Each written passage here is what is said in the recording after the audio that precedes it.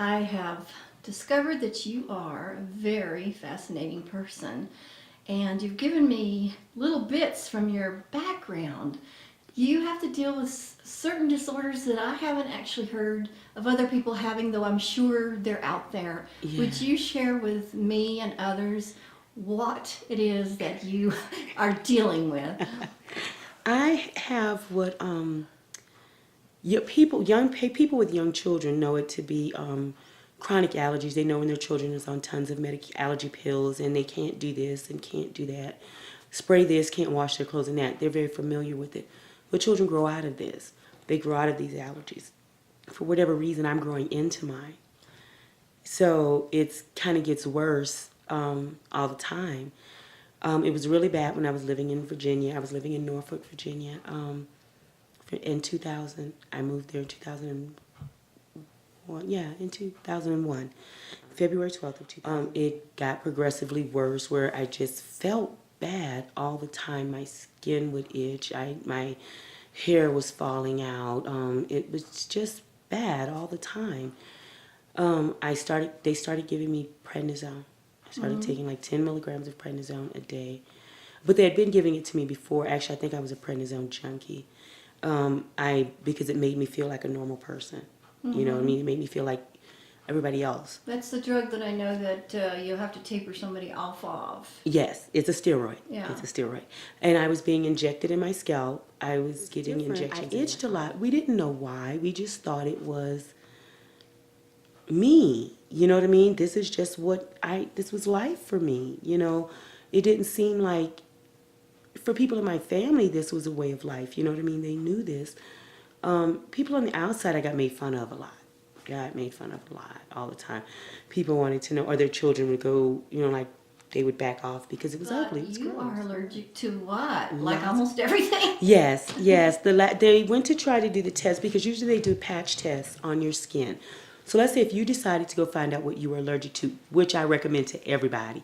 I mean, I truly recommend that to everybody because if you don't know, to find out is not cute. It's to be sick because you didn't know you were allergic to something and you ate it in an abundance could kill you. So I suggest to everybody on the planet, go find out. Even if it's nothing, you know. But I am allergic to nuts. I'm allergic to seafood, all seafood. Well, tuna like registers like the lowest, like a 2. Everything else registers between a 3 and a 6, and they don't really use 6. So it's huge. Like when they try to do the test, which normal people, they do a patch test, they poke you, or they inject you with amounts of certain things to see what amount of reaction you're going to have, if any. So when they inject me, it's too much. The reactions are running into each other, and it's too much. So they can't do it on me, so they draw blood. So I imagine you're very cautious about any new thing, uh, food, drink-wise, or creams, or the smells too get you? Yes. Oh my gosh, going in the grocery store in the fresh fruit department, in the produce department. Really? Oh my God, I'm in the Oh, I'm that way in the laundry detergent aisle. Yeah, that too, yes. The candle aisle, anything with overtly smells.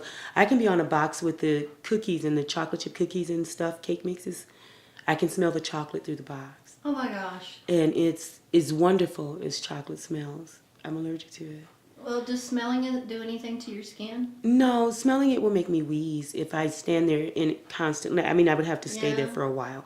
It's not like peanuts. Let's say if you were a person that ate lots of peanuts out of the can, or peanuts period, I would come in your house and I would like go into an asthma attack. Oh, damn. I would wheeze badly, you know. There was one time my mom had cooked fish and I surprised her and I came into town. She didn't know I was coming. I was in the hospital for 7 days because she cooked fish or something and it was too much. So I was in Beaumont for like 7 days. Well, what can they do? Just observe and give you like Benadryl type things and some kind of other antihistamine? Yeah, they give me epinephrine. I guess I'm hard-headed. I don't want to speak for most of us, but I'm the type that as long as I can breathe, you better not call the ambulance. Okay. I don't care how Okay. bad I look. I mean, I could be over here going, Yeah. Basically, they don't do a heck of a lot, yes, there's not much they're going but to give do you for a one me. heck of a bill. Yes, and give me a lot of, they stabbing me and poking me and Blood IVing me, and samples. yeah, and it's such a horrible We need more experience. tests. Yeah. Yeah. We want to You know, and observe. they want to run the same tests that were run before, but this is an allergic reaction. Just stop it. You know what I mean? Give me the Benadryl. Give me whatever you're going to do. And medical grade Benadryl in the ER is such a, oh my gosh, horrible. It makes me feel like I'm having a seizure. Really? Yeah, I kind of do. I feel like my husband even asked him, what did you give her? Because she looks like she's having, like something's going on there, stroke. Something's going on. Do the pills or the liquid do you any good? They help a little? I was doing fine with the liquid up until recently. Uh-huh. I had an allergic reaction to Benadryl. Oh, crap. It just doesn't make sense that, and I don't know if it's, some people want to say, well, it's psychological. Nobody wants to be that allergic to No. anything. And if it is, then there's probably a psychological component to everything, including cancer. Yes. And my allergies and everybody else's, but we can't separate that, and that's not important arguing about where it comes from. We got to deal with the symptoms. Yes, exactly. Especially when I have been in a coma. Oh. I've I've gone into anaphylactic shock. Let me see. That was once, twice. Had you eaten something? Yeah, there was brownies with nuts in it. Uh-huh. I want to say it was peanuts. Well, brownies too, chocolate. Well, see, at the time I wasn't allergic to chocolate. Oh, That's okay. this is a more recent thing. I wasn't allergic to chocolate. I wasn't allergic to eggs. I wasn't allergic to milk, or so we didn't know that I was. Mm-hmm. Even when they tested the allergies for these things, it didn't register. I can look back on it and see that when my skin was at its worst, I was drinking more milk. I was, eating certain things, so I can understand why. Mm-hmm. It coincides as to why there was no medical, So you must have had a rough time through school. Oh, yes. Did they make fun of you? Oh, yeah. Because my skin was horrible. When I say my skin was horrible, it was dry and cracked and bleeding and oozing. Really? And yeah, because I itched. So as I itched, I scratched, and I would just scratch until I tore the skin off, and then it would have to Do you heal. have any skin conditions now, or you very carefully cover up? Just You can see scar tissue maybe from the scratches and from where I guess it's like what you could say. Well, I do have skin conditions. That stuff Michael Jackson claims Yeah, right. that he has. You see the light spots Yeah. on my. If I wear lip stain because across the top of my lips it's white. There's white freckly light spots, and I guess that's the vanity in me because They look good. I don't want anybody to see the freckles. You know what I mean, or with the disfiguration. I'm eventually going to get them tattooed in. Oh, really? So How I don't about have to that? wear, because I'm not really big on makeup. If you notice, I just have the lipstick on, and I have eyebrows because I don't have any. So I draw eyebrows on. But I would wear mascara, but I only have lashes over here. So now I know for a fact that you have lost your hair. Yes. And it looks like it's growing back blonde, maybe? Yes, white. Well, blonde. Yeah. You would know it to be blonde because as it's growing back, it started growing back really. I had some peach fuzz start. It was kind of after my dad died.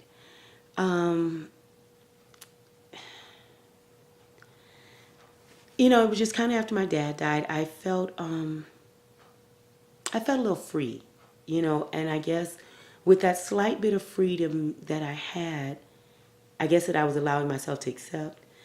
It allowed my hair to grow back just like 1 or 2 hairs. Well, how long had you been without hair? I had the last bit of my hair shaved off in 2000 and It's okay, just somewhere. I want to say it had to be 2003. I want to say How much hair was left when you shaved it off? a patch here and a patch there. Do you have to shave now? No, I don't now. This is what's growing back. Is what started growing Under back. the wig. under the wig. Yeah, under the wig. right. It's like the longest hair is probably about as long as my finger, maybe a little bit longer. if I actually, brushed it out. So you're curious to probably see what it's going to do. Yeah, You might be a natural blonde. Yes, I'm so looking forward to whatever's gonna grow up there. And at one point, I actually thought about getting tattooed, Yeah? getting a finger wave look, a 3D kind of look, Uh-huh. going on tattooed of hair, and going without the wigs. Because when I'm in New Orleans, lots of people I actually let people photograph me without my wig. I think you're very interesting I don't have looking. to, Yeah. worry about if I'm having a bad hair day. I just pick up another wig and fluff it out. You know what I mean? It's like, so I look at the good part of it. You know what I mean? I don't. When did you lose your hair? It started, the actual starting of the hair loss started with a bald spot. Started with a bald spot. The same time I got this spot here, it was in 1987-ish, maybe 88. This was actually I have a picture where you can see it's bright white. Like all of this is white. Like you can see where it's turning white. And it was I have a spot here, and I think one of the original spots is covered up by this tattoo. Because Is it connected to the hair loss, or just two things happened at once? well, nowadays they try to say that these things kind of go together.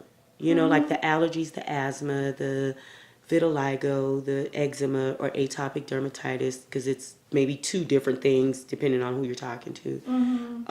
The alopecia, which they called it, but I'm unique because when you have alopecia totalis, which I do, yay, I ain't mad at that, except from, I don't have hair, period. You know what I mean?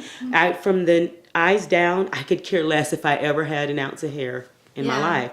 But I would love to have my eyelashes, my eyebrows, and my hair back. So are you equipped at this moment with inhalers, EpiPen? I don't have the EpiPen with me. But you got, what do you have? I have an inhaler, I have Benadryl, I have lidocaine, I have allergy pills in the car. The lidocaine, because somebody that really isn't real familiar, and I mean you'd have to be extremely familiar, would ask what's the lidocaine Well, for. I know one use of it. It helps the numb shot going in. But you probably have other uses. Yes, what I use lidocaine for is I gargle it. Sometimes I swallow it. Just not much, you know what I mean? I don't swallow much of it, but what I'm doing it for is, for example, Circle K has some of the most amazing fresh donuts.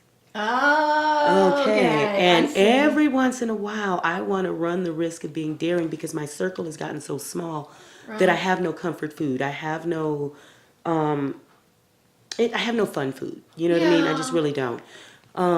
So I go to Circle K and I get the donut with the white vanilla glaze swirled with the chocolate no, it's chocolate glaze with vanilla and dark chocolate swirl on it. Ooh, I can't wait. I'm so excited. I get coffee to go with the donut. Did you prepare for this trip? Yes, I have the lidocaine in the car. I've already drank some Benadryl.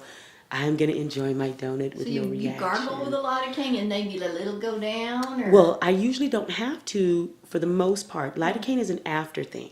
Oh. Because it's so numbing that I don't want to start chewing and I've numbed the wrong thing. Oh, right. I see. So I eat the donut and it feels like somebody has immediately just clawed down the inside of my throat. Oh, no. But do you savor each bite knowing you're going to suffer? And then I try to keep going no matter how bad the throat is hurting because I said, okay, if I can just get the last bit of donut down, it's okay. I've enjoyed it. It's wonderful. I can endure everything else.